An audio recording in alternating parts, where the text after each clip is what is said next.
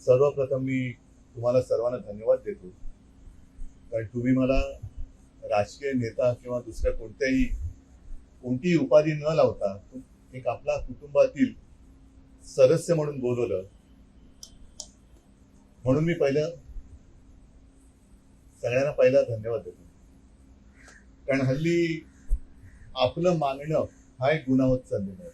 जसं समजले तुम्ही म्हणालात तसं काही काही दुर्गुण सद्गुण, त्याच्यात हा एक दुर्गुण आहे की आपलं कोणाला मानायचं हाच एक प्रश्न असतो. साहजिकच आहे, एका राजकीय कुटुंबात म्हणजे हिंदू हृदय सम्राटांचा मुलगा म्हटल्यानंतर पत्रकार आणि आमच्या कुटुंबाचा संबंध हा आहेच. आता थोडासा जरा मी कमी ठेवलाय, त्याची कारणं वेगवेगळी असू शकतात, पण संबंध तर होतेच आणि ते काय तुटलेले नाहीये. आज पहिला प्रथम ज्याने ही कल्पना ज्याला सुचली त्यांना मी परत धन्यवाद हा शब्द वापरतो की त्यांना मी धन्यवाद देतो. कल्पनेबद्दल धन्यवाद नक्कीच, पण या जागेबद्दल, एवढ्या छोट्या जागेत रजनीश सारख्यांचं काम हे आपण मर्यादित ठेवता कामा नये. जसं संजयने आता सांगितलं की कॉफी टेबल बुक ते तर व्हायलाच पाहिजे, पण प्रदर्शन सुद्धा मोठ्या जागेमध्ये व्हायला पाहिजे. मग जहांगीरमध्ये भरवलं तरी चालेल, आणि मी तर म्हणेन महाराष्ट्रातल्या प्रत्येक शहरात आणि देशातल्या सुद्धा प्रमुख शहरांमध्ये हे फोटो प्रदर्शित झाले पाहिजे. रघुराय यांचा तुम्ही उल्लेख केला. रघुराय हे आपल्या देशामधले एक अग्रणी छायाचित्रकार होतेच, आणि मला आठवत आहे ते स्वतः बाळासाहेबांचे फोटो काढायला घरी आले होते. तेव्हा त्यांना मला जवळून बघता आलं. जी काही थोडी ओळख झाली, तोही एक माणूस साधा कुठेही मी कोणतरी आहे असा आविर्भाव नाही. मला असं वाटतं की फोटोग्राफरमध्ये तो एक गुण उपजत असायला पाहिजे, कारण जर का गर्दीमध्ये फोटोग्राफर वेगळा कोणीतरी म्हणून वावरायला लागला तर त्याला पाहिजे तसा फोटो मिळणार नाही. फोटोग्राफर फोटो डेव्हलप करतो हे ठीक आहे, बरोबर आहे. आता तो डेव्हलप हा शब्द गेलाच, कारण निगेटिव्ह पॉझिटिव्ह हा विषय गेला. आता सगळं डिजिटल आलेलं आहे. पण फोटोग्राफरने स्वतःचे फोटो डेव्हलप करण्याबरोबर आणखी फोटोग्राफर डेव्हलप करणं हा एक मोठा गुण रजनीश यांच्याकडे होता, की त्याने आणखी फोटोग्राफर म्हणजे ठीक आहे मी करतो, माझं कौतुक होत आहे, पण त्याचबरोबर माझ्याकडची कला ही आणखीन कोणाला तरी मी देऊ शकतो का, आणि देऊ शकत असेल तर का द्यायची नाही. अनेकदा असं होतं की एखाद्या फोटोची तारीफ होते आणि मग पहिला प्रश्न, कारण मी स्वतः अनुभव घेतलाय, प्रदर्शन माझी पण 2-3 झालेली आहेत, पुस्तकं पण निघालेत. एखादा फोटो कोणाला आवडला की पहिला प्रश्न येतो कॅमेरा कोणता, आणि मग कॅमेरा सांगितलं हा मग बरोबर आहे. म्हटलं अरे कॅमेरा कोणता आणि मग फोटो. म्हटलं मग एक काम करतो, एकच पेन मी सगळ्यांना देतो आणि सगळ्यांचं अक्षर एक येईल का, पेन चांगलं म्हणून अक्षर चांगलं येईल का, अक्षर चांगलं असेल तर विचार चांगले असतील का, शब्द चांगले असतील का, असं नसतं. मुळामध्ये फोटोग्राफीचा अर्थच तो, जर मी चुकलो तर नीट करा, लॅटिन भाषेत रायटिंग विथ लाईट आहे. म्हणजे फोटोग्राफी सुद्धा एक व्यक्त होण्याची कला आहे, आणि ती कला साधणं फार अवघड असतं. आता तर बघा ना, हे सगळे मोबाईलवरच फोटो काढतायत. आता डेव्हलपिंग वगैरे हा विषयच गेला. पूर्वी तोही काळ मला आठवतोय की फोटो काढून झाल्यानंतर मी सुद्धा माझी रोल साठवायचो, आणि घरी सगळे झोपल्यानंतर एका खोलीमध्येच माझी डार्क रूम सुरू व्हायची. डेव्हलपिंग, प्रिंटिंग वगैरे सगळे तुम्हाला सगळ्यांना कल्पना आहे, कारण त्या पिढीतले सगळे फोटोग्राफर लायका.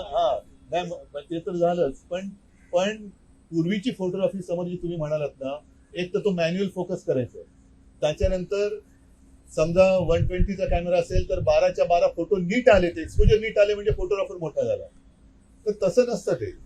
किती तुमच्याकडे कॅमेरा चांगला असला, काही असलं तरी तो क्षण टिपणं आणि तो क्षण बोलका करणं हे फार महत्वाचं असतं. फोटोग्राफरचं वैशिष्ट्य तेच आहे की तो क्षण आहे. आता संजय तू सांगत होता की तो एक त्यांचा फोटो नारळवरती फेकला आणि डोक्यावरती फुटल्यानंतर ते जे पाणी उडाले ते कॅप्चर करणं. त्यातून नुसतं नारळवरती बघतोय त्याला काय अर्थ नाही. हा जो काही हे जी काही कला असते ना ती महत्वाची असते. आणि मी जे काही फोटो बघितले यातला प्रत्येक फोटो हा बोलताय. म्हणजे आजही तो फोटो तसा निर्जीव आहे पण तरी फोटो बोलतोय. आणि फोटोग्राफरचं एक वेगळं काय नशीबपणा काही असतं की फोटोग्राफर आपल्या आयुष्यात असे अनेक क्षण हे टिकून जातो की तो गेल्यानंतर सुद्धा ते क्षण बोलतात, पण बोलणारा फोटोग्राफर नसतो. आज आपण तोच अनुभव घेतो की बोलणारा फोटोग्राफर नाहीये, पण त्यांनी टिपलेले क्षण आपल्याशी बोलतायत. आणि हेच तर वैशिष्ट्य आहे.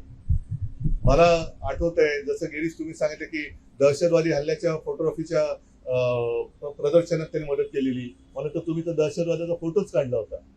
म्हणजे पहिल्या पानावरती फोटो येणं चांगली गोष्ट आहे.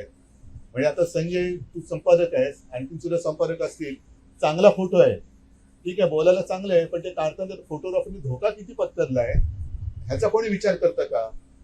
अगदी आग भडकलेली आणि त्या आगीमध्ये फोटो टिपणं, दहशतवादी हल्ला चाललाय, आणि मला असं वाटतं कदाचित जगाच्या इतिहासामधला तो पहिली घटना असेल की आतंकवादी अतिरेकी हल्ला करताना जिवंत कॅमेऱ्याने टिपला गेलेला आहे. नंतर मारले गेले तर झालंच, पण ही पहिली घटना असेल. पण ह्याचा कोणी विचार नाही करत. माझ्या आठवणीमध्ये एक फोटोग्राफर आहे, मी पूर्वी पहिल्यांदा वाईल्ड लाईफ फोटोग्राफी करायचो आणि रणथंभोरला मी गेलो होतो. झालं 2000च्या आधीची गोष्ट आहे. आणि रोज सकाळी ब्रेकफास्ट करताना सगळे तिथले टुरिस्ट एकत्र यायचे. 3-4 दिवस मी होतो. एक फॉरेनर होता, रोज बसायचा, एकटाच होता, गळ्यामध्ये वेगवेगळे निकॉनच होते आणि वाईड अँगल लेन्स. आपण काय करतो, वाईल्ड लाईफ म्हटल्यानंतर मोठमोठ्या लेन्स घेऊन जातो, पण तो सगळं वाईड अँगल, 18, 21, 24, 3-4 कॅमेरे. मग मला पण कुतूहल जागृत झालं. मी त्यांच्याकडे गेलो, त्याने विचारलं तुम्ही कोण, कुठून आलं, त्याने नाव सांगितलं. आणि तोही माणूस फोटोग्राफर होता, पण कसा फोटोग्राफर, त्यांनी सांगितलं की मी माझ्या आयुष्याची विभागणी केलेली आहे. वर्षामध्ये मी साधारणतः 6 महिने फोटोग्राफी करतो आणि 6 महिने घरासाठी राहतो. म्हणजे घरी बसून काम करतो असं नाही, पण कुटुंबासाठी ठेवतो. जेव्हा मी सुट्टीवर असेल तेव्हा फोटोग्राफी बद्दल चर्चा नाही, आणि फोटोग्राफी करतो तेव्हा कुटुंब विसरून जायचं.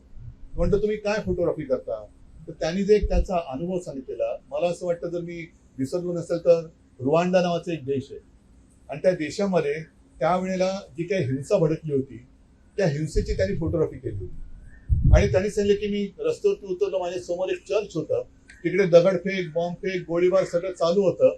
मी बेभान होऊन ते फोटो टिपत टिपत पुढे चाललो होतो. मध्ये अडथळेच होते, ते अडथळे तुडवत मी तिकडे गेलो, फोटो काढले. थोड्या वेळाने सगळं शांत झालं. मी पाठी वळून परत जायच्या मार्गावरती वळलो, आणि मग माझ्या लक्षात आलं जे मी अडथळे तुडवत आलो होतो ते अडथळे नव्हते, ते डेड बॉडीज होत्या. म्हणजे एवढं बेभान होऊन तो फोटोग्राफी करत, काय सांगावं, करायची एखादी गोळी त्याला लागली असती, काय झालं असतं. पण फोटोग्राफरचं ते जे एक मी म्हणेन वेगळेपण आहे, ते जोपर्यंत म्हणजे ती भिनावी लागते, ती एक नशा आहे. ती नशा जोपर्यंत नसते, तू बरोबर मान हलवतो, पण ही नशा चांगली आहे. नशेत सुद्धा फरक असतो. एक नशा दुर्दशा करते, आणि दुसरी नशा ही एक असे ऐतिहासिक क्षण हे टिपणारे असतात. आता मोहन बने, तुमचे फोटो ते बाबरीचे आहेतच ना, असे प्रत्येकाकडे काही ना काहीतरी ठेवे. आणि मला असं वाटतं की पूर्वी सुद्धा मी इथे बोललेलो आहे की तुम्ही सगळ्यांनी मिळून एक दालन जर का उभं केलं, तर आपल्या मुंबईचा, महाराष्ट्राचा, देशाचा इतिहास आपण जगाला फोटोच्या माध्यमातून दाखवू शकतो. फोटोच्या माध्यमातून दाखवू शकतो की कालानुरूप कसं कसं काय काय घडत गेलं, आणि कशी प्रसंग आले होते. हे प्रसंग आपण कसे कॅमेऱ्यात टिपले हे तर झालंच, पण त्याला कसं तोंड दिलं, ह्याचं एक पुस्तक आणि ह्याचं एक प्रदर्शन व्हायला पाहिजे, आणि ते कायमस्वरूपी व्हायला पाहिजे. आता मुंबईमध्ये आल्यानंतर मेट्रो झाल्यात, पण मेट्रोने जायचं कुठे, हा एक प्रश्न आहे. तर एक चांगलं दालन तुम्ही बघा, पुढाकार घ्या. आता तुम्ही जे बोललात की आपण शिवाजी पार्कला एक प्रदर्शन करूया, शिवाजी पार्कला करू, पण कायमस्वरूपी झालं पाहिजे. एक दालन असं पाहिजे की मुंबईत येणारा कोणताही पर्यटक, मग तो परदेशातला असेल किंवा आपल्या देशातला असेल, राज्यातला असेल, अगदी मुंबईकराला सुद्धा नवीन पिढी जेन झी, त्यांना कळलं पाहिजे की अरे आपल्या पिढीच्या आधी सुद्धा पिढ्या होऊन गेल्या आहेत, आणि त्यांनी त्या पिढ्यांनी काय काय काळ बघितलाय. जसं तो जो एक कॅमेरा होता मॅन्युअल फोकस, मग फिल्म, तिथपासून आता मोबाईल पर्यंत हा जसा प्रवास झाला, तसा काळाचा सुद्धा प्रवाह हा कसा कुठून कुठपर्यंत आलो हे सुद्धा कळलं पाहिजे. असो, शेवटी हा आवडता विषय आहे माझा.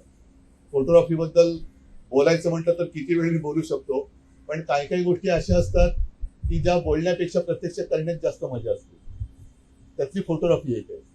तर फोटोग्राफीचा आनंद तर सगळे घेत असतात, पण रजनीश सारखे फोटोग्राफर खरंच एक आपलं नाही म्हटलं तरी तो एक दुर्गुण आहे की स्वतःची टामटूम त्यांना कधी कोणाला करता येत नाही, पण ते असताना आपल्याला सुद्धा सुचत नाही त्याला मोठं करणं. तर हा ठीक आहे, प्रत्येकाचा वैयक्तिक दुर्गुण हा त्याच्याकडे, पण निदान आपण तरी आपला दुर्गुण काढला पाहिजे आणि एकमेकाची तारीफ करणं खोटी नाही. पण आता जसं तुम्ही जे करताय ते रजनीश असताना जर का आपण केलं असतं तर केवढं मोठं काम झालं असतं. त्याच्या समोरच की अरे आहे, माझ्या कलेचं कोणतरी कौतुक करणार आहे, माझी कला ही लोकांना भावते. तर म्हणून मी तुम्हाला सगळ्यांना सांगतोय की तुमच्याकडे प्रत्येकाकडे, प्रत्येक फोटोग्राफरकडे असे एक वेगवेगळे क्षण आहेत. ते क्षण जास्त काळ फ्रीजमध्ये न ठेवता, कारण असं म्हणतात की फोटोग्राफी हा क्षण गोठवते, जसं फ्रीज करते, तर ते जास्त तुमच्या स्टुडिओच्या फ्रीजमध्ये न ठेवता त्या जनतेसमोर सगळ्यांनी आणा. आणि रजनीशकडनं नवीन पिढी जी काही शिकते आहे त्यांना सुद्धा एक प्रोत्साहन देऊन ते काढणारे फोटो, ते जे फोटो काढतील त्यांचं सुद्धा प्रदर्शन आपण अधिक मोठ्या जागेमध्ये भरवत जाऊया. साहजिकच आहे, आज तुम्ही मला बोलवलं त्याच्याबद्दल मनापासून धन्यवाद देतो. आणि यापुढे सुद्धा आपलं हे जे काही फोटोग्राफर म्हणून जे एक नातं आहे ते कायम टिकवूया. आणि जिथे जिथे मी काही करू शकत असेल तिथे जरूर मला सांगा, मी तुमच्यासोबत उभा राहिल्याशिवाय राहणार. सगळ्यांना धन्यवाद देतो. जय हिंद, जय महाराष्ट्र.